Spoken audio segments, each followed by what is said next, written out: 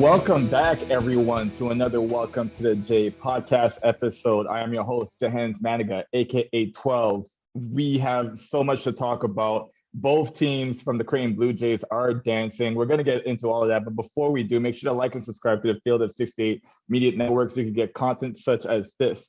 Myself represent my alma mater, a bunch of different representatives representing their alma maters as well. I have a very special guest, a reoccurring guest on this show, and I'm just going to keep bringing him back because he's got a wealth of knowledge. He's the big-time contributor at White and Blue Review, host of Scurry and the Scrub, Blue Jay Beat. Matt Demarinis is back on the podcast. Welcome back, Matt. What's up, sir? Thank you for having me back on. I must have done good the first time, so. Yeah, you must have did something because that was one of the episodes that I got a lot of good feedback when you were on. I guess people like hearing us talk together. So I've been on your shows. You have now, there's a second time coming on my show. So let's keep giving the people what they want. That's right. I'm down for that. I'm actually people are looking behind me. I got the Blue Jay. That's not my banner. This is like the Creighton media banner, but I'm in the house that Jahenns Manigat built right now. So coming to you. We are live and direct from the Champion Center in Omaha, Nebraska. Yeah. Let's get it. I feel like I'm right back there right now. Like it's giving me goosebumps that you're in there and we're recording this podcast. Yeah, that was the vibe I wanted to create for you. Mainly, I mean, let's be honest, they got a 2:00 media availability that we were running up against, so I had to be somewhere within the vicinity of that while doing this podcast. So, but yeah, I feel like I'm bringing Jahenns back home a little bit for this one, so hopefully he can get some energy from it. That works. Oh, I'm always full of energy, but that certainly works for me. And just PSA, if you guys are hearing the basketballs bouncing around, like that's totally fine. We're just gonna power through it and keep giving people the information that they need, the information that they want. Matt, let's get into it. We're gonna start off on the boys' side. What a wild weekend down in New York. Pretty tough game against Marquette that we were able to squeeze out. Absolutely destroyed the living being out of Providence, which I love to see. A little bit of retribution from my 2014 year when they beat us in the Big East Conference Tournament Championship. And then just a tough game against Villanova, ended up losing by 6, if I'm not mistaken, down the stretch. You have Colleen Gillespie, Big East Player of the Year, who lived up to his name when the moment mattered the most, knocking down back-to-back triples, coming off high ball screens to lead Villanova into a victory for that game. Let's talk about that Big East Championship game. I just felt like both teams, not only us, both teams just had little to no legs going into that championship matchup. How did you feel about it? Yeah, I agree. I'm going to move while I answer this because I just realized you might get sued by First National Bank if I have that. Hey, no. No. I'm so happy you just said that because First National Bank might owe me some money. My freshman year, I was in one of their ads, and I'll go back on YouTube and pull it up. I'm doing a layup, and the First National Bank sign is right above my head. So I don't know if they try maybe I should put them back. Should I put them back in then and steal some advertising? If they try to sue us for this little bit of advertisement, I'd like to get some money back, First National Bank. I'm coming at your head top if that's the case. You're like, hey, by the way. Yeah, no, sorry to get sidetracked. Yeah, I think the third day in that tournament is always like just a battle of wills, and you expect to see some kind of a grinder there. I don't know, because like you look at the way Villanova played those first two games. The St. John's one was down to the wire. The UConn one was a rock fight down to the wire. So maybe there was a thought maybe that Creighton could be the fresher team because they played early on Thursday and Friday. But also, that they're just like the bench isn't very deep right now. So, I think I expected a grinder in that championship game. The one thing I was curious about was if one team got rolling, could the other respond? Because that's usually kind of a deflating moment in a game where like, man, they just put a run on us. We're kind of on fumes. Like this might get out of hand, But every time Villanova did that, like they would hit, score on 3 out of 4 possessions or, turn Creighton over 4 times in a 6-7 possession stretch. Like Creighton kept responding. And I think that was another sign of just like how tough this team is, They're connected. They play well defensively. They're hard to score on. And I think that just kept them in the fight the whole time, and they just found just enough offense in stretches to stay within striking distance. And then obviously they made the run down the stretch of the second half to get the lead real quick before Colleen Gillespie did his thing. It was a really, I mean, honestly, I know Gus Johnson wasn't loving it, but I thought it was a great championship game. That's a Big East battle at MSG, in my opinion. Like, I think that's what it looks like on Championship Saturday, in my opinion. Well, we know the saying defense travels. That's certainly true for the Jays. In the Jays case, Ryan Kalkbrenner showed up and showed out, especially on the defensive end. Like, I think what he did offensively is going to overshadow a lot of what he did defensively. But Crane does not stay in that game if he's not a part of that. Guys funneling the offense into him altering and blocking shots, running down the floor, getting first big post touches, opportunities, and then obviously cleaning up offensive rebound opportunities whenever he got the chance.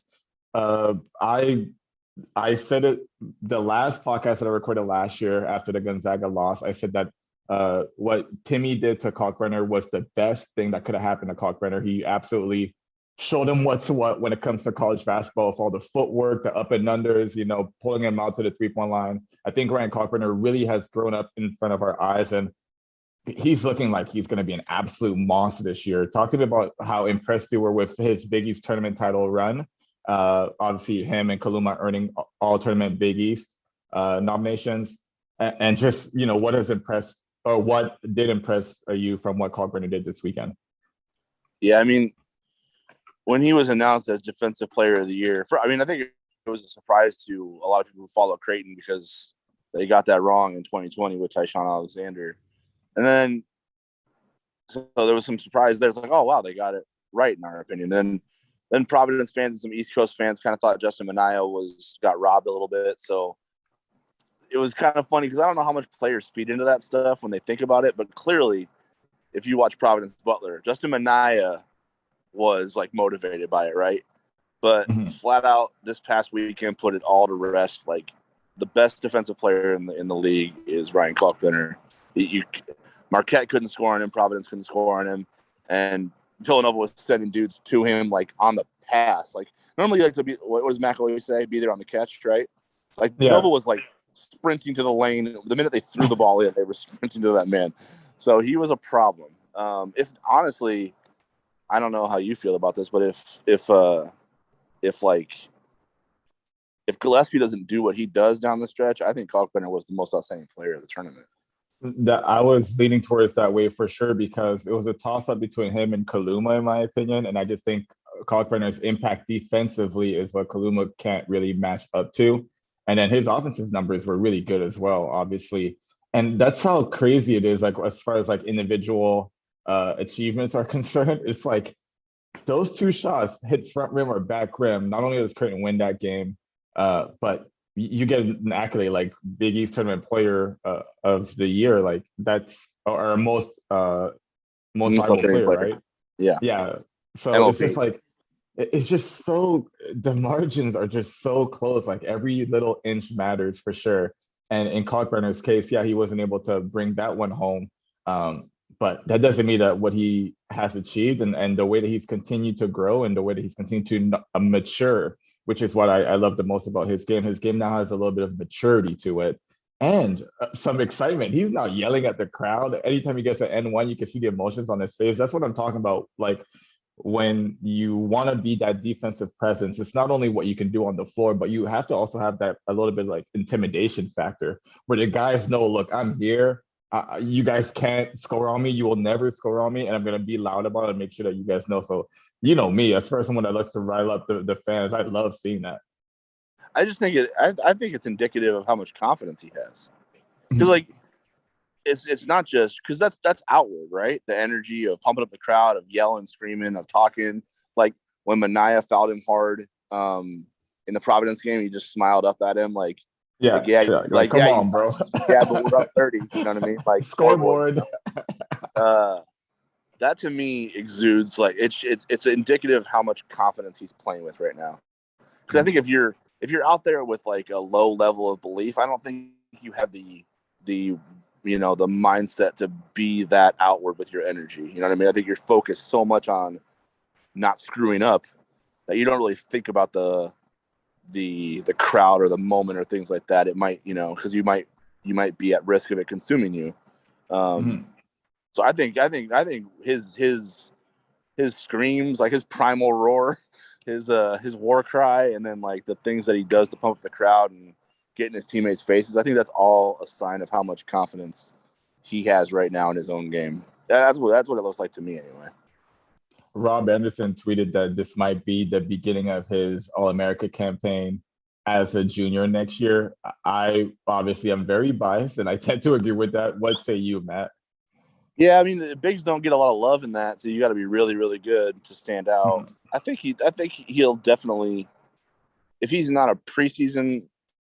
I'm trying to think, do they do 3 teams in the preseason? I'm not sure. I think they might just do 1, but Yeah, I I think know they the do end of just the the season. one. The end of the season is definitely 3. So if you're asking me, is Ryan Kalkbrenner like, is his trajectory trending towards being one of the top 15 players in the country? Yeah, like I think you're seeing. It's hard to argue with what he does on both ends of the floor and how efficient he is offensively too. It's not like Creighton throws it into him and he's a 50% proposition down there. Like he was 8 for 10 against Villanova. You know what I mean? So Yeah. And he's demanding double teams now on the catch, like yeah, not even on right. the dribble. They're not even trying to set him up as far as like a baseline trap is concerned. As soon as he catches the ball, there's one guy on him and there's another guy rotating immediately. So And yeah, the he's other part of it obviously caught the is attention of the defenses now. the other part of it is too. Creighton hasn't really implemented a whole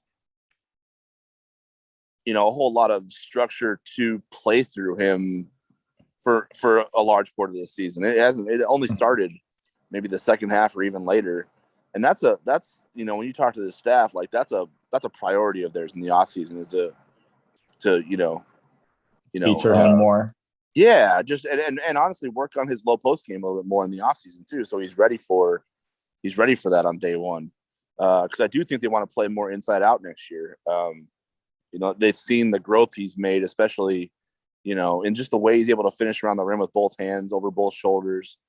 Aside from his defensive impact, like he can control the game offensively too, and really make teams have to worry about dealing with his presence on both ends of the floor. And I think that's something that the staff is definitely circled in terms of something they want to harp on in the offseason with his game. So I think you might even see him make more of a jump, as scary as that sounds, next year offensively. Just in that regard alone, how much they want to feature him offensively. So I must admit that I gotta eat crow a little bit on this podcast. Arthur Kaluma absolutely proved me wrong near the middle of the year. I felt like, he wasn't showing out as much as he should have, that he had a lot more promise than what he was showing on the floor. In the second half, especially in the later part of the season, he's absolutely gone to work. And I don't know what those MSG rims said or did to him, but Kaluma was going at them with vengeance. Talk to me about how great he was in this 3-game stretch. I mentioned it on last week's podcast with Michael Vandervoort. It seems like the brighter the lights, the better his play gets, which is a good sign for Jays fans as tournament is looming right around the corner. Talk to me about Kaluma and what you saw from him, and what has gotten him to finally kind of be settled and poised into the position that he is right now, and for him to continue to play great basketball. Yeah, so I think you probably can speak to this a little bit, what I'm about to say. I just think there's some confidence that he's getting from his work that he's putting in. Because he really does. I mean, this young group works really hard. They're gym rats. And honestly, they come in with a lot of, like, high-level experience, too. Kaluma's played on international games that, have a lot of, like, country pride involved. And Ryan Nembhard's done the same. Ryan Kalkbrenner's done the same. And you see all those 3 guys are all really hard workers too. So all that stuff kind of, it's baked in there, and then you see he had, the speed bump that he had to deal with was the injury. And then, how quickly he was able to recover from that. Cause the conventional wisdom around injuries is it takes you twice as long to get back to where you were before it. Right. From a recovery standpoint, and then a playing at that level again standpoint. So I just think he's getting a lot of confidence from his work ethic, honestly. Like, he's putting in the time in the gym, and he's got that experience in big games on big stages to lean on. So, it's kind of something that Ryan Hawkins talked about yesterday in the press conference. Like, they're not, these young guys on the team aren't really afraid of anything yet. Like they don't, it's kind of out of ignorance a little bit. They don't know any better. They don't know what they're supposed to be intimidated by these stages that they're on. And I think you see that in their play. Like they go out there and they just do what they do every day in the gym, and it just translates. You know what I mean? I don't know how to explain it, but I just think I've always seen players who really don't get consumed by the moment. Those are the ones that work the hardest in the gym. You know what I mean? Because they prepare themselves for everything that they're going to deal with, and then as long as they can focus mentally on just the basketball part of things, everything between the lines, their work takes over. You know what I mean? All the reps they've done in the gym when no one's watching, it takes over when 20,000 are watching. You know what I mean? So I think that's kind of the key to it all. What's so crazy to me is the patience that he kind of plays with. Like I said this about Cochran just now, he's got a mature game. Vandervoort last week compared him to Paul Pierce in a sense. Slow, deliberate shot fake. The three isn't quite falling for him yet, but he's able to get to his mid-range. He's able to explode at the rim, obviously. If he sees a smaller guy, he just simply backs him down and tries to get a good post position against them.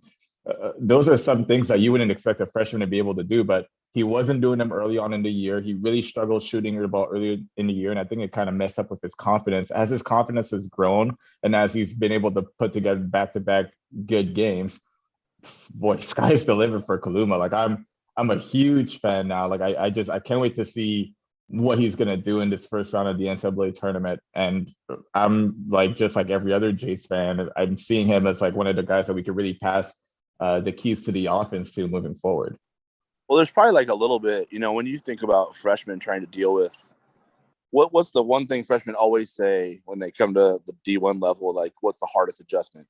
Speed of the game, right? Yeah. Number one, the game moves a lot faster and with more purpose than it does in high school, right? Like where you can just slow it down, ISO, and do your thing. And then I think there's a period where you overcorrect because you try to play faster than the game to speed up with it, right? You're trying to catch up and you overcorrect a little bit. So I think early on when you watched Arthur, it was like there was a little bit of overcorrection there. Like he was playing too fast, too out of control, thinking he had to catch up to the game. And I think now what we're seeing and why it's translated into his play is he's figured that out. I think Ryan Nembhard was figuring it out too, and clearly Trey Alexander has. Like, like they just understand now when to go, when to chill. Like they're figuring out that sweet spot of how hard to push the gas pedal to the floor according to what the game is telling them to do. You know what I mean? I think that's what we're seeing now. It's crazy the growth of Trey Alexander as well. He didn't shoot the ball too well in that finals, but big time setups to O'Connell to put the Jays up down the stretch. And again, if Billy Gillespie if Gillespie doesn't hit those shots, the Jays end up walking away and winning that game. But for Trey Alexander to be in off guard, to be pushed to that point guard spot, he was also doing a little bit of backup point guard as Ryan Nembhard was still active. Obviously, since Nembhard got injured, he got pushed to his starting point guard role. He's really done a fantastic job running the show for the Jays. And what has surprised me the most is that for whatever reason, the total turnovers, when you look at the end of the game from what it used to be in the beginning of the season, has gone down tremendously with Trey Alexander running point. Maybe it's because they're not speeding the ball up the floor as much as they did with Nembhard, or maybe it's just something that Trey has figured out. What about the growth in his game, and what could the Jays fans expect to see in the NCAA tournament from him? Well, first of all, how about those lead passes? I mean, just letting that ball, as soon as he gets that outlet, his head is up. He's letting that ball fly. Yeah, I mean, those things are on the money. I'm super. I don't know how easy that is to do once you figure that out, but it looks difficult, and he puts them, right at the rim for those guys. So, with Trey, it's like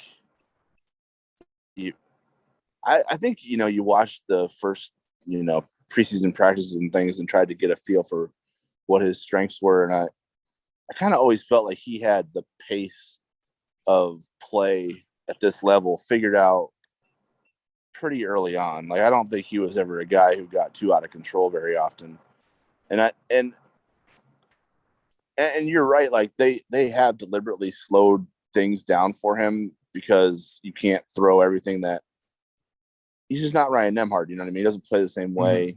And he's just going to do it differently than what Ryan is going to do. Exactly. Yeah, like, be opportunistic in the transition, but you don't always have to be in like as much of a hurry as Ryan was. And it took Ryan a little bit too to learn how to, constantly be at that speed once you touch the ball. You know what I mean? So for Trey, it's just like, you simplify as much as possible for him and just let him do his thing that he's naturally gifted at doing. The playing with a good steady pace, taking care of the basketball, not being in too much of a hurry, making the right pass, setting his feet in the paint, making plays off of that, getting to his pull-up game, which is nasty. I think it's nasty. His pull-up game is nasty in so many different ways, though. Because he's just got the traditional 1-2 dribble. He'll spin off a guy. Like, he does it in so many different ways. I've been so impressed. Every once in a while, I'm just like, that is not a good. Okay, it just went in. Like, he's giving me a lot of like Josh Jones moments where I'm just like, no, Trey, don't, and the ball goes in. So, his pull-up game is elite. That's his kill spot. If he's got a kill spot, you let him get to that, and don't like that. Might not be the greatest shot in the world, like traditionally, but if it's his money move, like you let him do his thing. So, yeah, I think he's just played his game just in a different position, and I think Creighton has adjusted around him. That's kind of what I feel like the secret to their stretch run has been. You know what I mean? Because if you had tried to plug Trey's game into what Ryan Nembhard had done, I don't think Creighton would have been successful. I think it would have been as disastrous as it seemed like it was going to be, because they've played nothing but NCAA tournament teams since Nembhard went down, right? They could have lost to every single one of them. Had they tried to plug Trey Alexander into Ryan Nembhard's, game, all they did was plug Trey Alexander into Ryan Nembhard's position, and everybody else around that they just adjusted accordingly. And I think that's kind of why they were able to be successful. So, I mean, Trey's just doing his thing. He looks comfortable out there. So, I think he's in a good spot right now. I really do. Before we move on to the next topic, let me tell you guys a little bit about our partners over at BetRivers Sportsbook. If you haven't signed up with BetRivers yet, now's the time, because they're offering a $250 match bonus for your first deposit. But what sets them apart is that they require just one playthrough to turn your bonus into cash money. With their new Rush Pay instant approval, withdrawing your winnings is safer, more secure, more reliable. With the basketball season tipping off, get in on the action by going to betrivers.com today or by downloading the BetRivers iOS app. You must be 21 years or older. Gambling problems? Call telephone number 1-800-GAMBLER. So the boys were ranked preseason number 8 in the Big East. They beat all those odds. Obviously, you and I talked about it with your co-host, Jordan Scurry. We decided that in the Mac era, as long as he's the head coach of the Creighton Bluejays, no more under 4 in preseason rankings, I think is what we ended up deciding when we were on that podcast. So preseason number 8, they end up being number 4 in Big East rankings, end up losing in the conference tournament championship game. I will say this, and I don't know if a lot of people got that, but that's what I did from when Coach Mack shook Coach Cooley's hands. They're the best of friends, obviously. But I gotta say, there was a little bit of a smirk on Coach Mack's face, like, you stole my Coach of the Year award, and I'm gonna make you pay for it. I don't know if he did that deliberately or whatever, and I'm not even trying to like start beef between the two. I know they're really good friends. But for me, it felt really good to see Coach Mack kind of have that moment, especially after putting a whooping like that on Providence. Did you kind of get that feel too, that like that Providence game meant a little bit more? Because, those are the two guys that I thought were in strong consideration for Coach of the Year. Obviously, this is an ultra biased podcast, so we're always going to lean toward Coach Mack here in this situation. But did you just feel like there was a little bit of retribution for him for that game? Gosh, it's so tough. I've been trying to think about why that game went the way it did, and like I think some of it is matchup based, right? Like I think Providence, and I feel for them too, because this is not the time of the year where you want to get exposed. Yeah, just get a dud. Yeah, and I kind of feel like it's trending that way, especially when you look at their first round matchup in the NCAA tournament. But yeah, I don't know how much like the Providence got Coach of the Year thing went into it, or how much the Mania saying he was the defensive player of the year and Kalkbrenner stole it got into it. Like, I just know this team was on a mission down the stretch, and I don't know what the primary motivation for it was. I think they just wanted to prove everybody wrong about them. You know what I mean? No one thought they could win without losing 5 starters. And everybody kind of questioned what the identity of the team looks like without Sharif defensively, and then they turned into one of the best defensive teams they've ever had at Creighton. R2 goes down, and you're looking at Providence, UConn, Seton Hall, and then Big East tournament. Like, how does that go for you? And then you get into the Big East tournament, and it's like, okay, yeah, Providence is the favorite, or Providence is the 1 seed, Villanova is the favorite. UConn's the team that's going to have like the whole town of stores at Madison Square Garden. Like, Creighton got put into that afterthought category time and time again this year, and I think it just fed into like this whole like that why not us narrative type of deal. You know what I mean? Like, I think these guys are super fired up and super motivated by the fact that they were afterthoughts at multiple junctures this season. So, yeah, I don't know what got over them against Providence, because that game was like tight for a minute, and then all of a sudden it just flipped on its head. I mean, 25-25, then all of a sudden 32-2 run. Yeah, like 35-5. Like, if you're seeing something like that before, that's crazy. You don't forget that. So I'm not quite sure I have seen that before. Here we go. Unfortunately, I mean, a couple of times. I'm talking about us versus Baylor. I'm talking about last year against Georgetown in the Big East Tournament Championship. Like, I've seen kind of runs like that where they're inexplicable. If you're on the losing end of it, you're literally like throwing your hands up in the air, like, what can we do to make it go right? If you're on the winning end of it, you're just like, we can't miss right now. We're throwing rocks in an ocean right now. So yeah, I've seen it on both sides. We certainly did that to teams, and we've had it done to us too. But it's good when we're doing it to teams. Yes. How about Ed Cooley?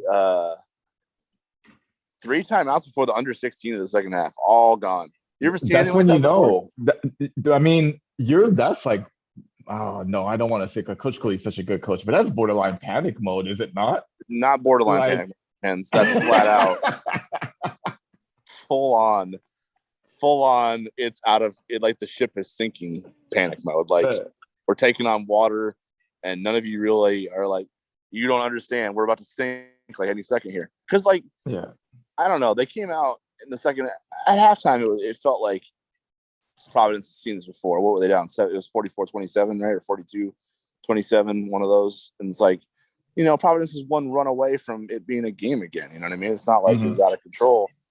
And then they come right out, and Creighton forces not 1 but 2 shot clock violations. And they score off of them. So, like, now the lead's 21, and Ed's like, okay, clearly you didn't hear me at halftime. So I gotta tell you again. And then 1 play later, he calls another one. And then and it's like, okay, what didn't, you know what I mean? Now I feel like you're losing control of this thing, because you've just called 2 timeouts in about a 30-45 second span of game time. And I'm like, you guys are not right. You know what I mean? Like, I can tell right now, you don't believe this is a normal deficit for you, that you can't, like, something else is going wrong here. And then when he called the third one, I go, yep, it's a wrap. Yeah, I flat out said the game was over. I don't know what I think it was. Matt, it was 25 points at that point. I said it was a wrap. There was like 16 minutes, and I think it was 16:03 was when he called the third one. So it was before I said they can put the walk-ons in now. Creighton can. What I've learned about this day and age, this era of basketball, is no lead is safe. So even when I was like, dude, they the call first minute timeout in the second half, I know, but even then, I was just like, boys, do not take your foot off the gas. You never know what can happen. Keep stomping away. Because I know, like, it with the 3-point shot and how it's redefined this era, like, no Yeah. lead is safe. Like that is the one thing for certain. Like, obviously, all these Creighton fans are going to be watching the entirety of the tournament. Watch leads dwindle and watch teams crumble, being up 12, 15, 18, 21 points. Watch leads just slowly crumble down as the game, diminishes. You guys will see some crazy comebacks. And that is what March Madness is known for. At any given point, any team could be anyone. So even when we're up 22, 25, and the game was kind of ballooning out of control, I was just like, keep your foot on the gas. Don't fall for that trick of like, oh, I'm laying down, nothing's gonna happen, and then bang, they whack 4 or 5 threes in a row, and then they make a game out of it. So I'm just happy that the boys stomped the yard with them.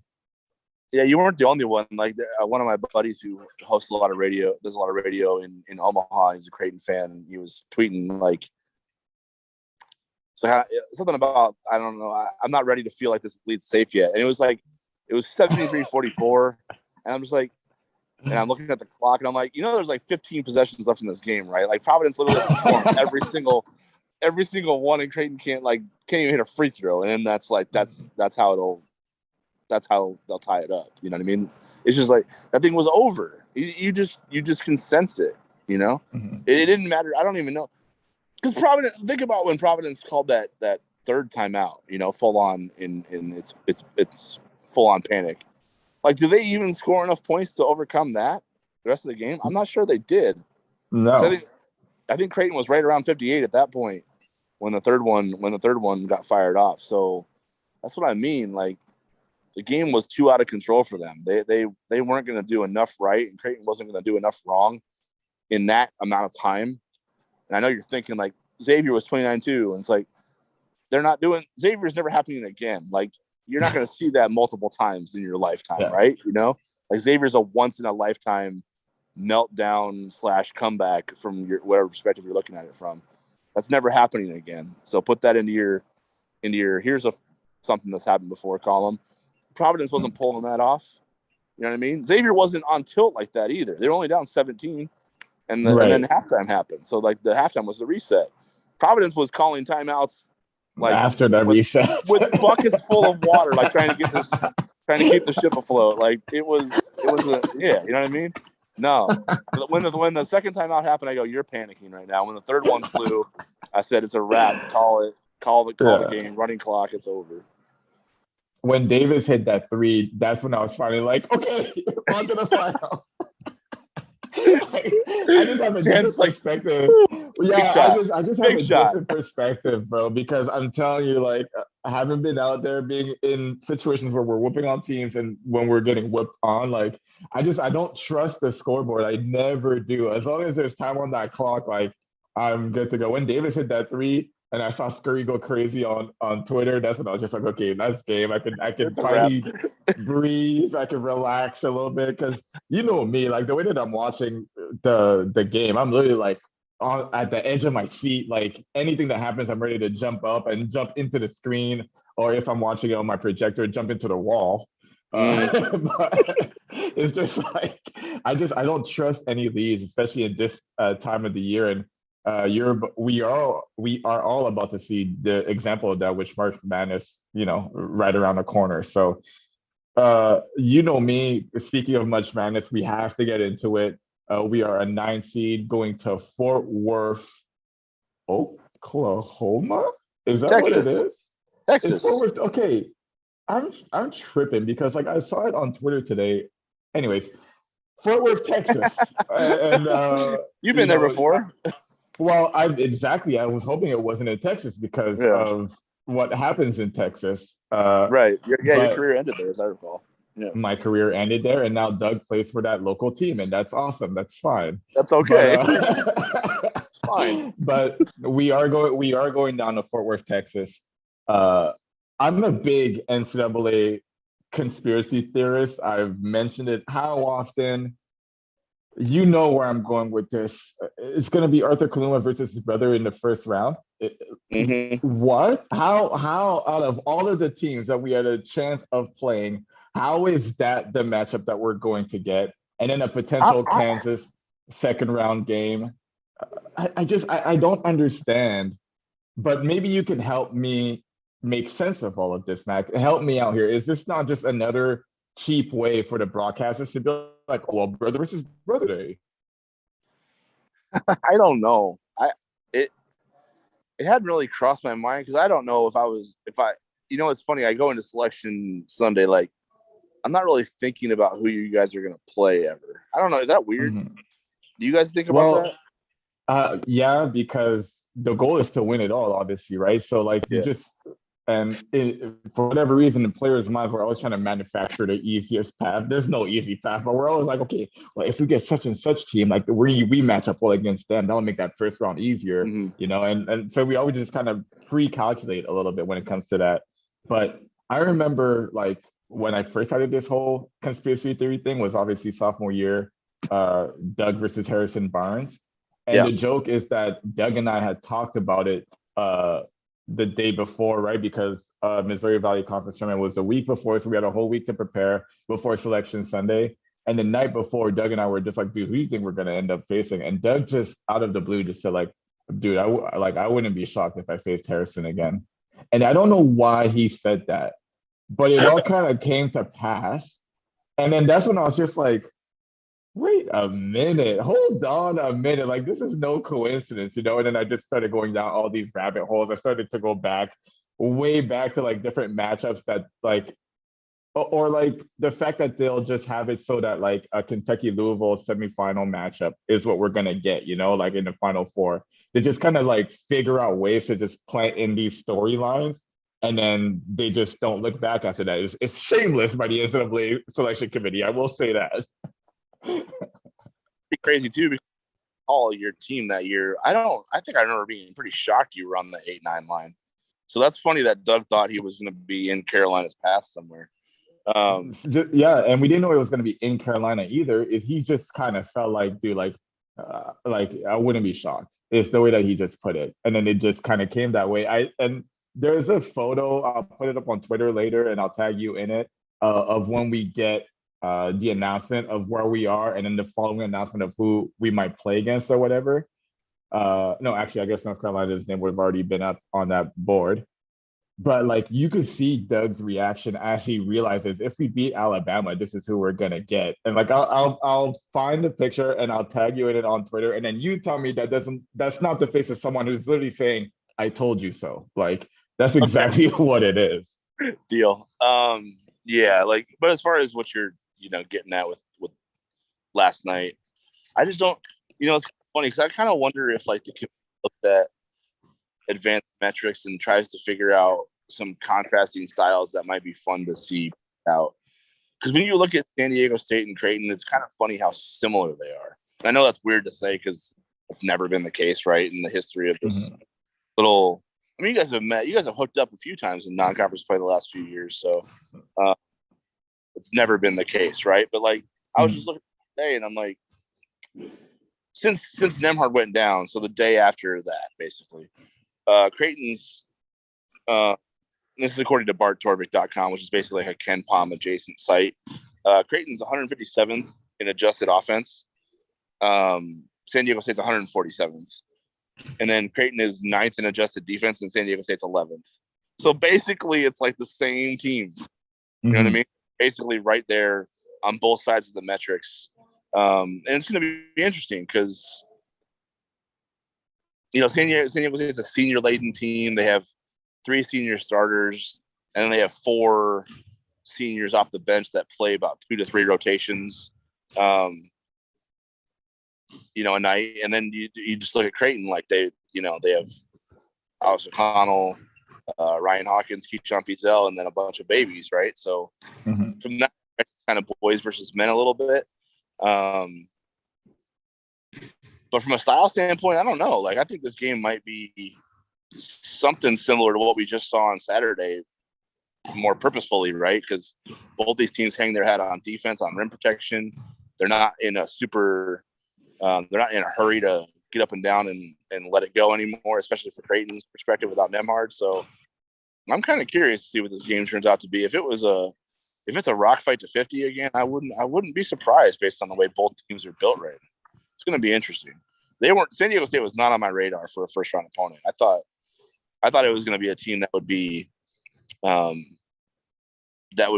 more offensively inclined, just to test out Creighton's defense a little bit, but that's not where the NCAA went with it. So it's going to be interesting.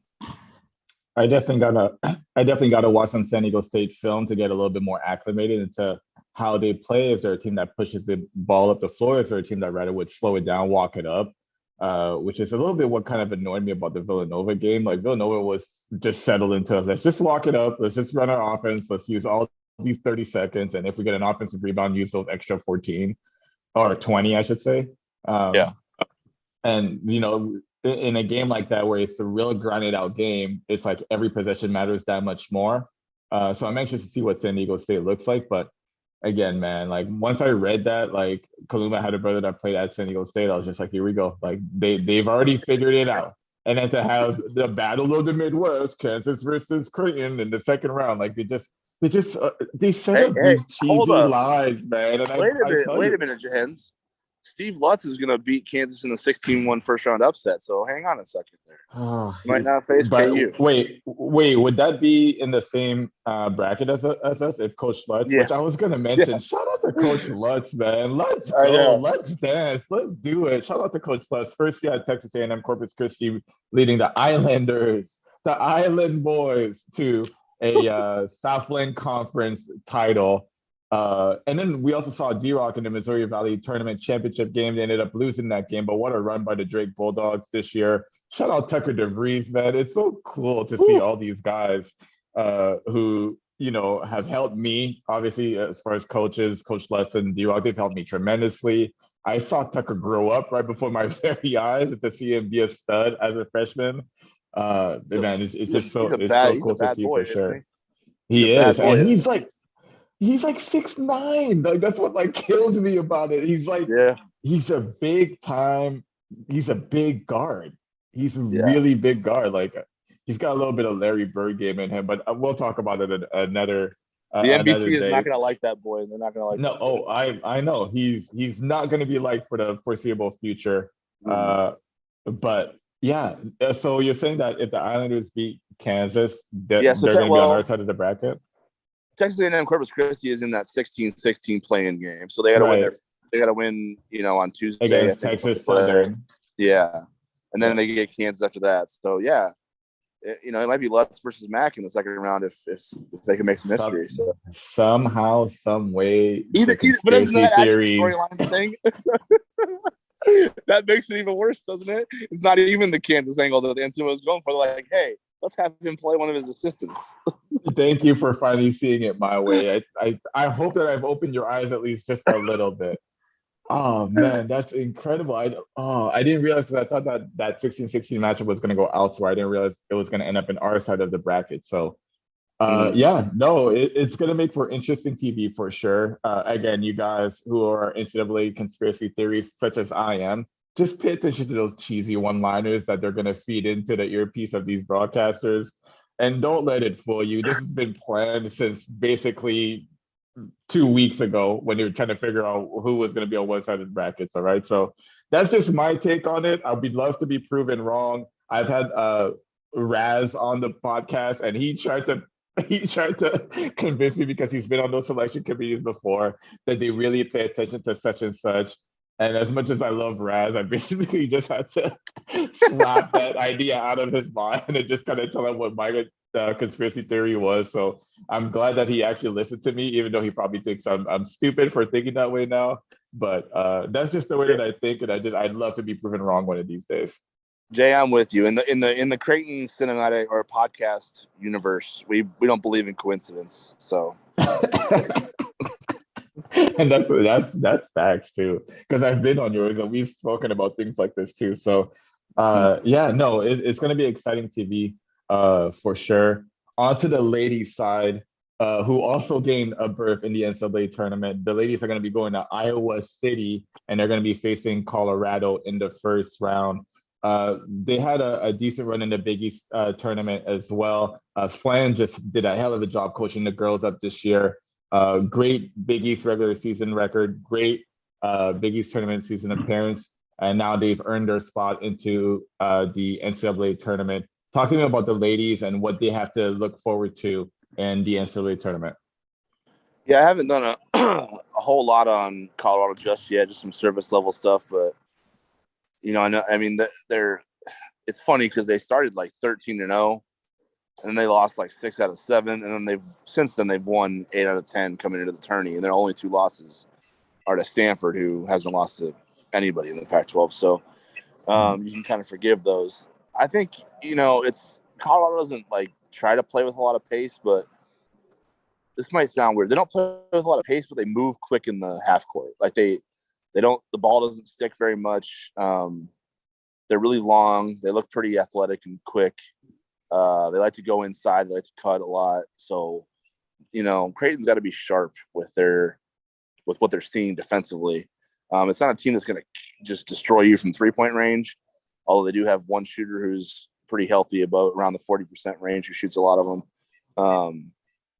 But yeah, I mean, just defensively, they got to make sure that there's a lot of moving parts that are going to come at them. They're going to come at them fast. They're going to come at them with some physicality. So they got to be ready for that.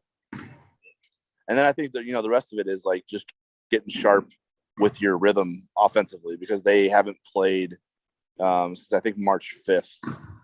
So they got to get that mojo back offensively as quickly as possible, because, what the NCAA tournament's like. It just takes you a minute to get your feet underneath you.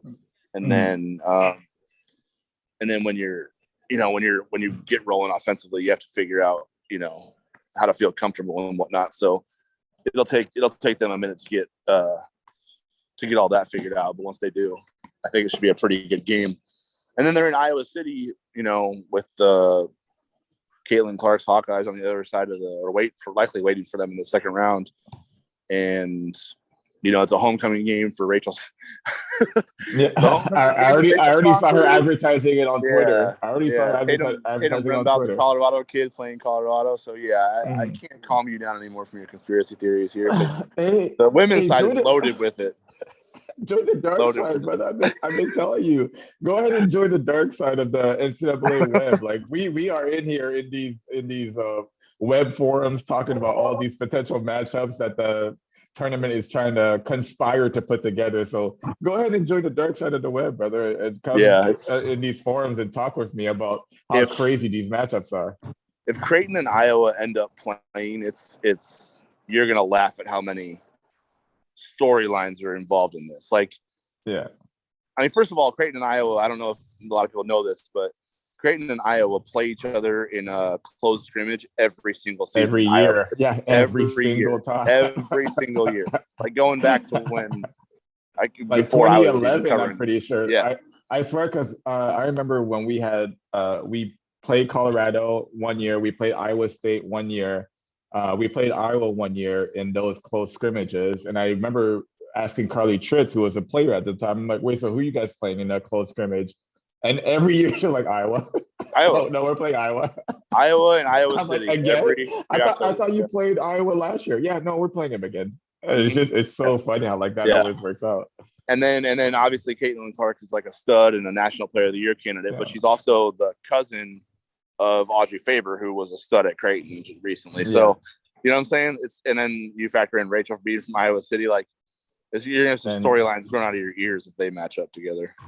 Also, 2 Midwestern programs, which means that they compete every year for players, right? So, like, you have all of that in the background as well. So, if that does end up being the matchup in the second round, I mean, we're again like pay attention to the cheesy one-liners, guys. Like that is the way to really tell whether or not it's been planned. But that is it's going to be interesting for the ladies. Obviously, it's going to be a tough first round matchup for both the men's and the women's. For sure. I'm looking forward to all of it for sure. It's going to be exciting times. It's looking like you have to start getting ready for this media availability that's coming up. So I certainly don't want to hold up any more of your time. It's starting to come together a little bit. Yeah. Oh God, I miss my gym so much. So we're gonna sign off now. I'm gonna let you go to work, obviously, and do what you do. I'm excited to see, obviously, what you are gonna put together as far as like a NCAA tournament preview after you get all these talking to the players, talking to the coaches and stuff like that. That'll give us a little bit more insight as to what we get to look forward to as Creighton fans for both the men's and the women's side. Just to make sure that we're up on game, can you let us know, after you put all that stuff together, where to find you? On Twitter, obviously, you're very active talking about men's and women's basketball. So where can we find you, and where can we keep up to date with all this NCAA tournament stuff, Creighton edition? Yeah, for sure. Make sure you just hit up the White and Blue Review Network on iTunes, and you'll get, subscribe to that, and then you'll get the Scurry and the Scrub podcast, the Blue Jay Beat podcast, whenever it comes live. And then whiteandbluereview.com for, all the written coverage and everything that we'll have going on this week and this weekend. And then you follow me at MJ Demarinis on Twitter for all your live game tweets and random 3 a.m. nuggets that I come up with in my research. So perfect. Guys, the tournament is upon us, both for the men's and women's. As Jays fans, make sure if you're able to get out there, make sure you go support the ladies, make sure you go support the boys. You know me, I'm going to be watching from afar out here in Poland. I know you're going to be in the house. On the wall. Yeah, on the wall, baby. I'll be ready to run through that wall for sure. I know that you're going to be in the house for sure. So looking forward to, keeping up with the boys, keeping up with the girls through your Twitter feed, and obviously through your podcast and all of the reporting that you do. Keep up the good work, brother. I appreciate you stepping into the J with me. Is there any last thing that you want to say to Creighton fans out there? No, man, I just appreciate always time well wasted with you every single time we record. So I love it. Time well wasted is the perfect way to describe what we do.